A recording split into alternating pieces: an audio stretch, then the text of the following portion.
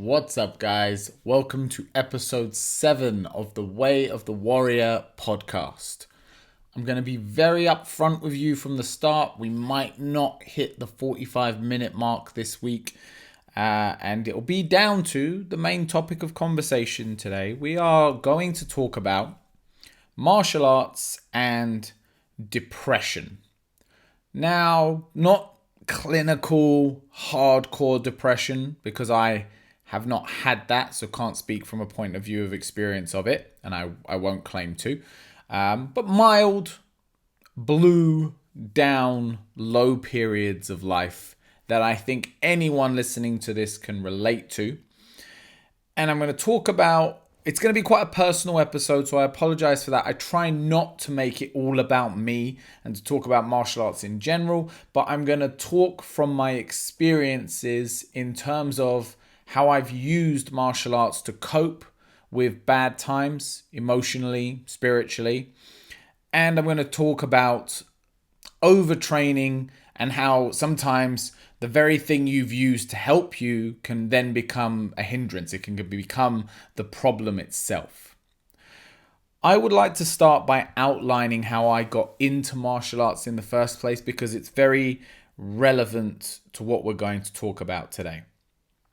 I started martial arts training at around the age of 9 or 10. I'm not exactly sure when. And the reason my parents put me into martial arts, which at the time was karate, was I had started acting out at home. I was a very passive child. I was a very nice kid at school, very well behaved, leant on the introvert, quiet side of the spectrum of things. But my parents were going through a divorce, and it was quite a drawn out divorce. There was a lot of back and forth. And I wasn't conscious of this at the time, but through some therapy and some talking, I've realized that I noticed that I wasn't getting any attention, any love, because that was all going on between them, and they were very distracted. Don't get me wrong, I was looked after. I was fed, I was clothed, I went to school, but the affection and the attention was not there because, they had a lot going on. But what I realized was that I wasn't going to get attention for my usual behavior, my good behavior. But when I started doing bad things, when I started acting out, I started getting attention. Again, this wasn't like a conscious thing as a 10-year-old. I'm just looking back on it and realizing, that that's what was going on here, because I started acting out. I started causing a bit of trouble at school. I started being a bit of a brat. I started breaking things. And it meant that they had to acknowledge me. They had to deal with me. They had to talk to me. So my parents put me into karate. A friend of my mother said, look, my son goes and my husband goes. Let them take him. He's obviously angry. He's obviously frustrated. Let him put it somewhere.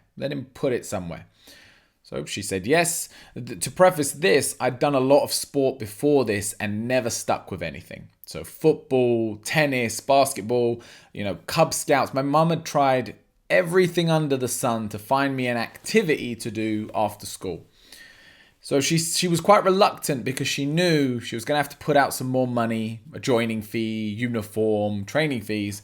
And the chances were that I was going to quit in a couple of months. So I joined and instantly, from day one, fell in love with it. And instantly, according to my mother, my behavior corrected itself. I had somewhere to put my energy. I had somewhere to put my frustration and put my focus. And it was something that I really escaped into. From that age all the way through my teenage years, it was the place I went to when anything got difficult.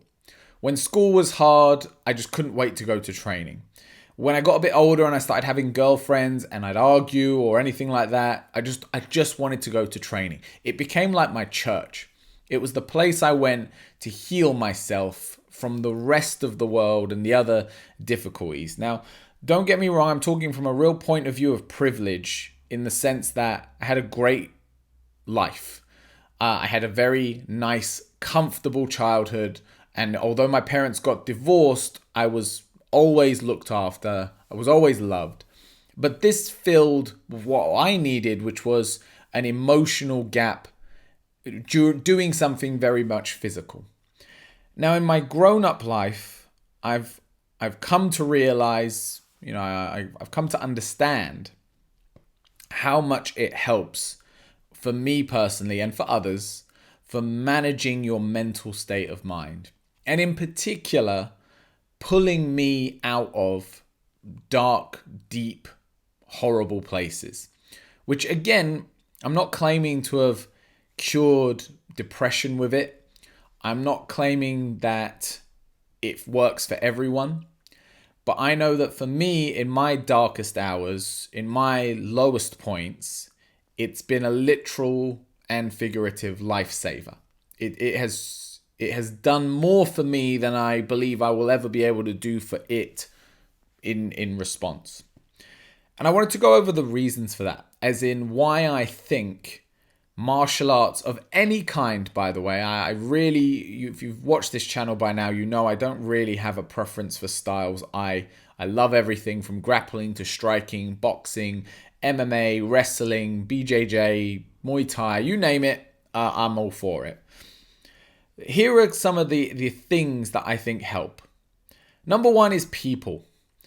Martial arts is, although an individual sport in the sense that, if you're going to compete in it, it's one-on-one. If you're thinking about a self-defense situation, more often than not, it's one-on-one.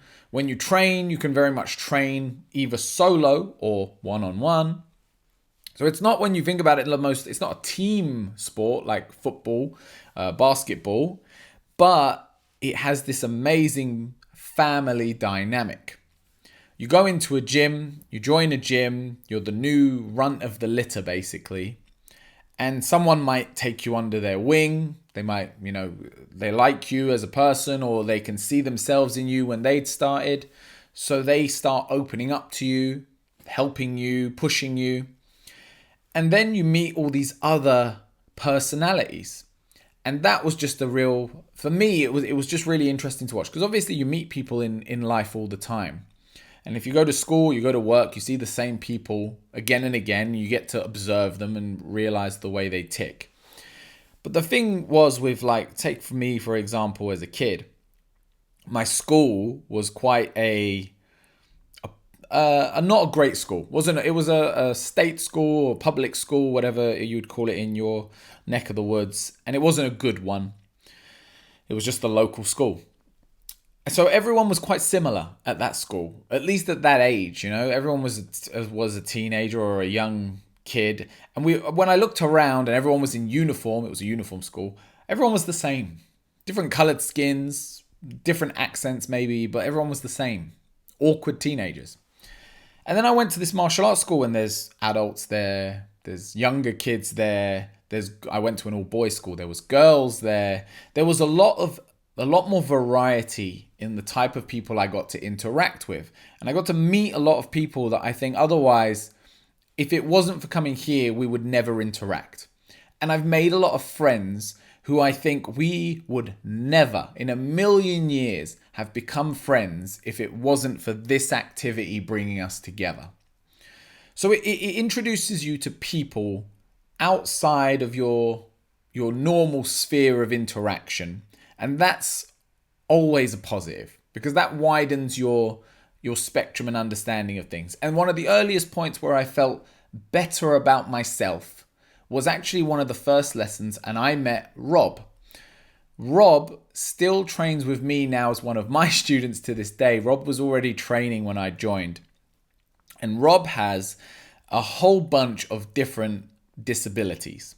So Rob has a lot of issues with coordination. Rob has a lot of issues physically with posture and balance. So martial arts for him is very difficult. He struggles with it to this day, but he comes every week. In fact, in the 20 plus years that I've been doing this, unless he's been seriously injured, as in he had a broken leg once where he fell off a bike, or due to COVID, I've never really known him to miss a class. He's always at training. And then you think, when you look at someone like Rob, and he's a very smiley person, he's such a happy guy, he's always just in a good mood. I've never seen him sad, never seen him down. And you just think, what have I got to complain about?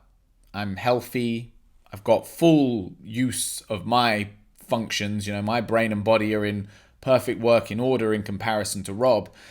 And then it just instantly, you're like humbled to think, well, if Rob can do it and Rob can smile, I can do it and I can smile. So I'm always grateful to Rob.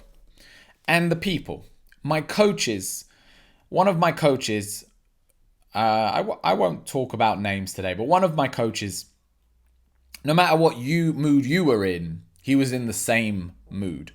So when I'd come in a bit down, a bit quiet, he'd be like, "What's up, champ?" And he'd be all bubbly, energetic. And it was like almost impossible to stay in a bad mood around him because he was infectious with his personality.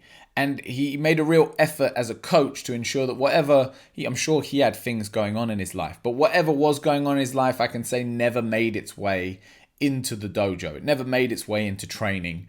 And by that, I was always exposed to this very positive role model and this way of being, not toxic positivity where you're just being positive for the sake of being positive, but just a very healthy, optimistic attitude to life and approach. The next thing that it does, other than expose you to all these wonderful people, and obviously it exposes you to some assholes, we've spoke about that before, but let's try and stay on the happy end of things for today. I need it anyway. The other thing is contact, as in actual physical contact. And I don't necessarily mean this in the intimate way, but in a kind of way I do. Like there's something about being in contact with people that lets you know that you're not alone, that lets you know that there are other people that are the same. It's something that connects you back to what it is to be a person, what it is to be a human. And martial arts has an interesting way of doing this. Like in jiu-jitsu, it's very obvious because you are like on each other for the majority of training. But even in striking sports or anything with like where you clinch there is contact, there's body contact. And it was a weird thing. I remember being very young and having a sparring session and, we'd have some good rounds. We're talking teenage years, young here. And then we'd finish, it'd be like the last round, I'd like claps on the floor and coach would just come and pat me on the back. And I was like, oh man, that's nice. Like having coach acknowledge you like that and the pat on the back. And it was a good, warm feeling. And again, it's not like I was starved of affection from my parents. My parents never hugged me or anything like that. It wasn't that. But it was, again, that you've got people outside of whatever's going on at home or whatever's going on with your girlfriend, or you've got this other group who are open to you, who are caring about you, who give a crap. And it's a nice thing. So there's something about the contact that definitely does it.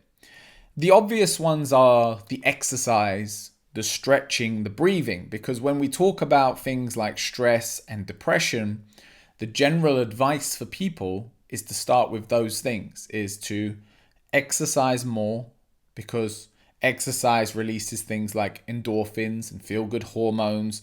And we know that exercise is associated with our brain health. And the more that we move our body, the more blood flow we get, the more oxygen flow we get, and the better that is for our mind. Breathing, if you exercise, guess what? You're going to breathe heavier. Martial arts with it has this added thing where meditation and stretching are attached. So, most martial arts will have you stretch at the end of class. Some martial arts will do some breathing or meditation work at the end of class. So you don't need to go to something separate to do that. It's like an all-in-one package. And this is kind of what I'm getting down to with it, is in terms of helping you get out of a bad spot, martial arts, in 1 hour of going to a martial arts school, you can tick a lot of boxes for what a doctor might recommend. Talk to people, be around people more, interact with people. Exercise more, breathe, do some breathing exercises, stretch, do some form of yoga, meditation. And then as a byproduct of that, you're going to drink more water. Now, the other thing that people always talk about, or I don't think they talk about it enough really, is how much your nutrition relates to your state of mind. And if you get into martial arts, you very quickly realize that if you optimize your nutrition, it's going to optimize your training, which is going to optimize your performance. So a lot of my increased care about what I ate and what I drank came from me wanting to perform better in my sport. It wasn't necessarily that I wanted to live a healthier life. Again, we're talking young guy. Let's go forward a few years. I'm in my early 20s. I'm in my competitive years. I wasn't drinking loads of water and eating my vegetables and watching my sugar intake for health reasons, because at 20, who cares? I certainly didn't.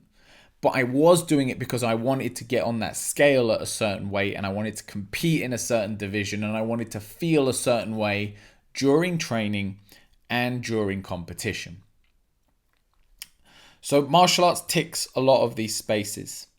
Now, one of the things that's always concerns me to this day, I guess, is what happens if I get too old to be able to do it the way I do it now. You know, like, you're going to get to a point where you're going to get too old to spar.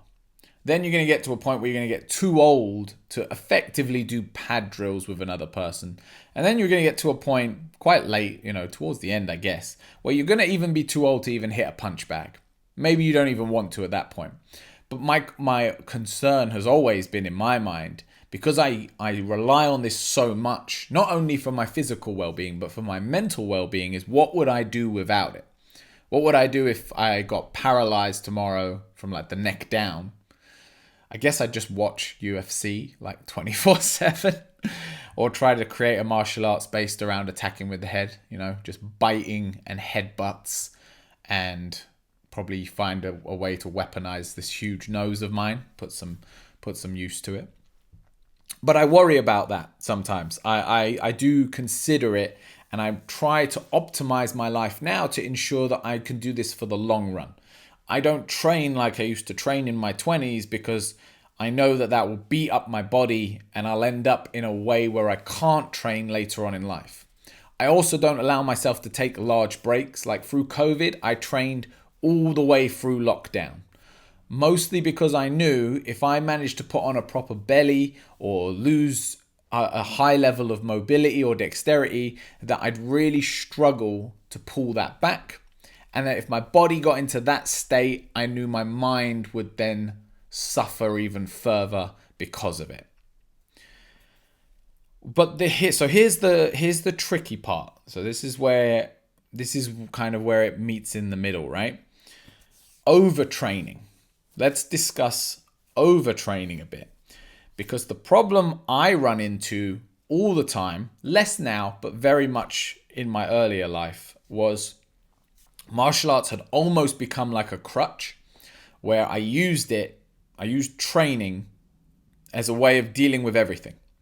So it meant I trained all the time, silly hours, like not a healthy approach to training. I overtrained a lot. Overtraining is a term that gets thrown around a lot these days, and I think a lot of people think they're overtraining, but they're under resting or under recovering. It's quite difficult to overtrain. To overtrain, I'd say you have to be doing between 3 and 4 hours every day with very little rest in between and without optimizing a lot of other things. So I'd run miles, I'd do tons of bag work, I'd spar everywhere I could, anywhere I could, with anyone I could spar with, which meant a lot of impact, a lot of headshots. And then what happens is, through trying to protect yourself from things like depression via training, you end up overtraining, which has symptoms including fatigue, poor recovery, and guess what? Depression. Feeling pretty down.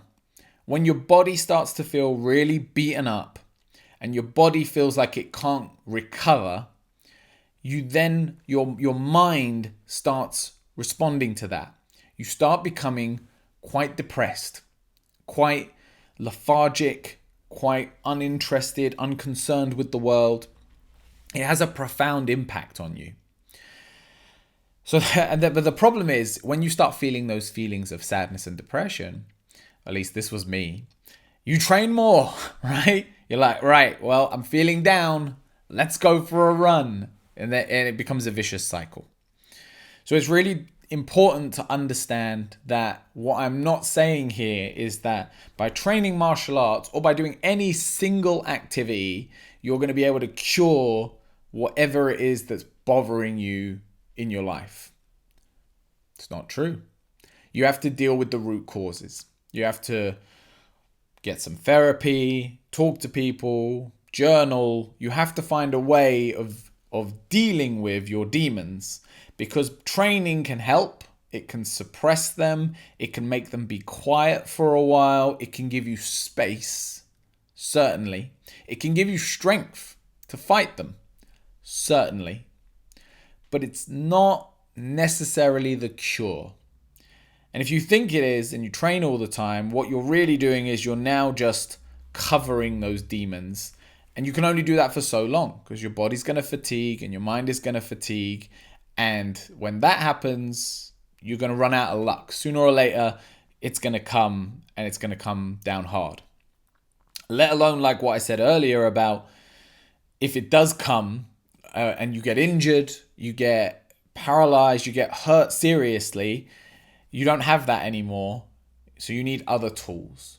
You need other things to deal with it. I'm not going to go on about this stuff much longer, because I appreciate it can be a bit of a downer, if you're not a very depressed person. If you haven't dealt with this, you're kind of just thinking, wow, this is a bit of a sad episode. And if you are, then I think you're aware of most of this. But hopefully, if you are one of these people, at least you can sympathize and see that you are not alone. Do get help. Do talk to someone. Do speak to someone. And we will move on to a different topic for the rest of this episode. Let me give a little bit of further advice on something I spoke on a video the other day. I did a video where someone messaged me through Instagram, and this guy messaged me saying that he'd started sparring and he was getting upset because he didn't like losing in sparring, and he started feeling a lot of pressure to train and win in sparring. And I did a video, so go watch that video. Stop trying to win in sparring, I believe is what I've called it. Stop trying to win during sparring. Most recent video, you'll see it. Go find it. And I spoke about this whole concept of you shouldn't be trying to win your sparring matches. You should be trying to learn in them. And part of that learning process is losing rounds and getting beaten up, and then figuring out what was making you lose and making the necessary adjustments to ensure that that doesn't happen. For a portion of that video, I did touch on the idea of, if you're getting ready to compete, the importance of winning some rounds, because that ability to win some rounds is what's going to build the confidence. And again, we come back to the mind here, where your mental strength is as important as all your physical preparation. You can be physically prepared, but if your mind isn't right, you're not going to be able to put into action what your body is capable of. Your mind will prevent you from doing so. So you need to have your mind right. And part of that is a confidence. There's no point going into camp and just getting wailed on and beaten up by people for 12 weeks straight, and then they put you in a fight and go, you got it, mate, go win that fight, you're the champ, you're the best. You need to have that. So there's a part of it. So what I want to talk about today, so I don't basically recap a video that I've already done, is the 3 types of training partner that you need to have in order to improve. Number 1, you need people that are not as good as you. Yeah, not as good. Significantly not as good, because you need to be able to get those wins. You need to be able to take what you've learnt, what you're working on, and effectively put it into practice against someone. You need to know that that combination that you've been doing on pads can translate onto a human being. Then you need people that are on your level, very similar in ability, where it's back and forth. Some days it's their day, some days it's your day. But when you both go for it, you're right there with each other. These are probably the most useful partners, because you elevate each other piece by piece, right? Let's say you're kickboxing. Your kicks get a little better, they got to deal with it, and then their punches get a little better, and then your defense gets a little better, and their cardio gets a little. You get to kind of build upon each other. And then you need people, and this is the one that people, when they get a bit better than beginners, they tend to avoid, and this is where the mistake happens. You need people that are a lot better than you. You need people that can beat you up. And now, as you get more experienced and you get really good, like to the real high echelons of it, you might not be able to easily find people that are a lot better than you, generally speaking. So you got to start looking for specifics. You got to find someone, again, I'm going to talk about kickboxing, but you translate this to your martial art as you please. You find someone who's a better kicker than you. Find someone who's a better boxer than you, who has better defense than you, who's more aggressive than you. Find someone who in one area of the sport has an advantage and let them have that advantage, in the sense that work on removing that advantage from them without working on your strengths. Work on your weaknesses. Often in art, we do like open sparring sessions, and sometimes it means you might end up sparring with a kid or you might end up sparring with a beginner. And I always tell my advanced students or those more experienced, I say, don't just fight them how you'd normally fight everyone else, because then you don't get anything out of it because you're not trying anything, and they don't get anything out of it because you're going to whoop them. I said, instead, work on weaknesses. Work on something you know you wouldn't be able to land on me. Like, there's not, in a million years, you're not landing that technique on me because I'm just too switched on for it. Try and land it on them. And if you can land it on them, land it on the next best guy in the room. And if you can land it on them, land it on the next best guy in the room. And again, this goes back to those free training partners. Ones that aren't as good, ones that are as good, and ones that are better. And I see people, they're always missing one of the free, or they tend to, and they think that they don't need it. Most people think that they don't need people who are not as good as them because it doesn't elevate them to the next level. But like I said, it's good to have a safer place, safer in the sense that they're less able to be effective on you, where you can gain a confidence in certain techniques. And you build these levels up. So what ends up happening is someone who you say is not as good as you can still be really good. They're just not as good as you. Someone as good as you might be world champion level, and someone better than you might be world champion level, but they've just got a better one area. They're more specifically good at this thing rather than that thing, if that makes sense. But what I'm saying is vary up the training partners. Try to find different people. The biggest mistake I see people make when it comes to training partners is they train with the same person all the time. They find someone, one or two people that they're really comfortable with training, and they just work with them all the time. And I think you're doing a disservice to yourself by doing that, unless you're getting ready for someone or something very specific.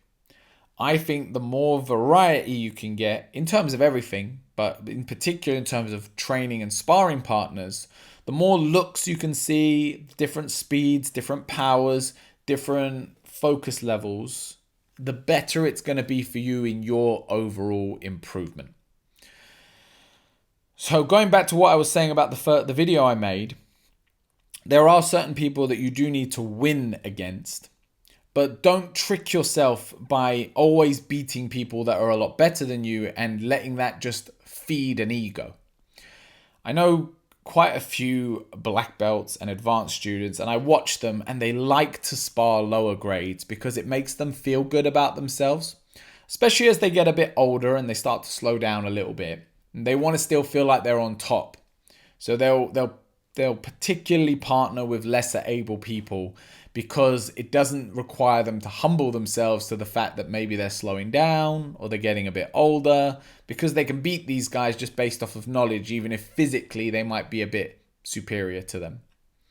I guess but this is what brings it back to that whole issue of trying to win in sparring and why that's just such a stupid idea, right? Because it's not competition. The beauty of competition is you are all aware of exactly what you're going into, and it's on a relatively even playing field, in the sense that at competition, you've got the date. Everyone knows what date. You've got the time, roughly, depending on the tournament. You know when you're going to fight. You know what weight you're going to fight at, and you know how much time you've got to prepare. Now, what people do with that information how seriously they take the training prior, how seriously they take the weight cutting if it's a thing, or getting on the appropriate, getting their body composition the right way to be on weight. That's all going to be up to them, but you get to decide that on the mat, in the ring, in the cage, on the day. In training, a lot of this isn't in place. One of you might have come from a long day of work. The other one might have had the day off. Okay? One of you might be eating before training because that's your time to eat. You don't have another chance. The other one might not. One of you might be hydrated. One of you might not. One of you might be a bit depressed. One of you might not. One of you might be a lot more experienced, and in tournaments you wouldn't be in the same division, and one of you might not. So the whole idea of beating these guys in the training room is like, what are you feeding? Like, if you're feeding your ego, all right, cool, I guess, good for you if that's what you need. But it's not. I don't think it's constructive. I don't think it's a constructive attitude to have. It also, what it ends up doing is you end up with these big gaps in the gym. You end up with people that are very good, and you've got a whole room of people that are just absolutely rubbish because no one elevates anyone else. Everyone's out for themselves, so the good guys just beat on the bad guys, and the bad guys just take the beatings until they quit and get replaced by other bad guys to take a fresh beating. I think if we want to elevate each other, we all need to be working together, which means sometimes I got to bring my level down to bring you up so that you can then be on my level. Yeah, sometimes you got to bring your level up. You got to come up and match me where I'm at because I'm coming at it with a certain intensity. So I will lift you up from the top. I will bring you up to me and you will be forced to come up to my level. But you can't do one of those all the time. You can't always be going down to bring people up. That's going to stifle your growth. And you can't always pull people up from that top position because that's going to burn that person out. It's too much. You need that variation in the room. The good, the very good, and the better than you in order to improve. Guys, like I said, I didn't see myself getting to the 45-minute mark today. The reason this all came up, and I'll be very honest with you all, is I'm not feeling great. I'm feeling down. And all things considered, I can't even pin it on anything I spoke about today, making this whole thing void. Because I'm training. I'm not training at the intensity I think I need to, which is I think what's getting me down is I'm kind of just dipping my toe into training at the moment. And I think I'm getting frustrated with that. But it's time. I'm a busy man. I'm only going to get busier. As life goes on, we find that we just get busier, like more comes in. So I'm not training how I would like to be, and that's bumming me out a little bit. But I'm feeling a little down, and I wanted to share that with you. I had it in my mind to wait until I was feeling better to record this episode because I didn't want to bring a negative energy to you guys. I didn't want to make an episode where you're like, wow, well, this is a depressing half an hour of my life. That wasn't my intention. But I also thought, well, I want to be honest and transparent about these things. And the internet, and especially social media and things like YouTube, it's very choreographed and it's set up in a way that you always show the best of yourself. And I didn't want to be like that because I hate that about the online world. I hate that people only show the good and they never show that sometimes it's the bad. And at the moment, I'm not in a great place. Here's just a few things to think about. I'm not in a great place, but I continue to go to training. I'm not in a great place, but I continue to go to work. I continue to exercise and I continue to watch my nutrition and hydration because I know that if I allow those things to dip as well, if I allow myself to step that far off the wagon, that I'm going to spiral down to a very bad place and it's going to be that much harder to pull myself out of it. There are certain things that need to be non-negotiables. This is a really important thing in life in general, and I don't mean to turn this into a personal development podcast today. There are other places you can go to get this. But as a martial artist, as a fighter, as a coach, there are certain things that must be non-negotiables. And going to training, when you say you're going to training, needs to be non-negotiable.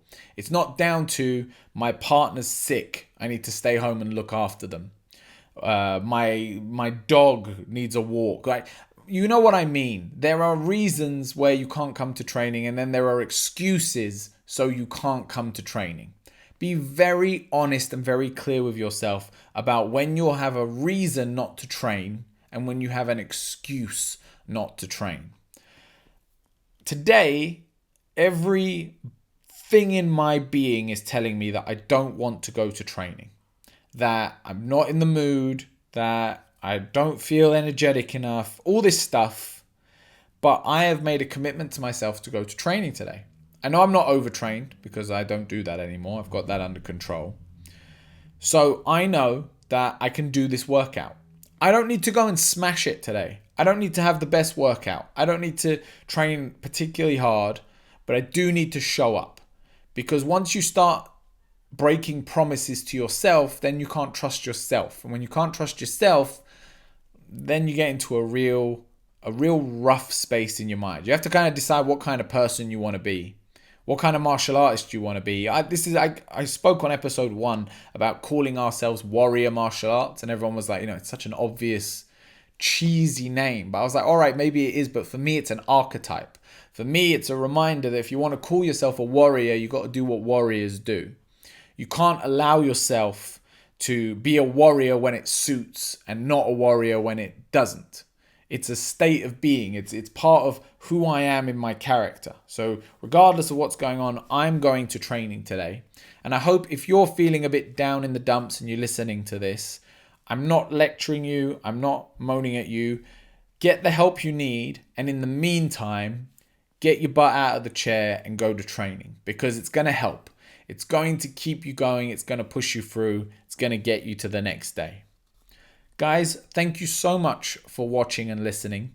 Please let me know what you'd like me to talk about on the next episode. I apologize that it's not the normal full duration. I apologize it wasn't probably the most cheerful episode of the podcast I've ever done. I promise to come, I don't promise, but I'm going to try to come in a better state of mind next week and have a few more topics to talk about. If you'd like me to talk on anything specific, drop it down in the comments below. Hit us up on Instagram via our DMs, warrior.martial.arts. And I will see you on the next one.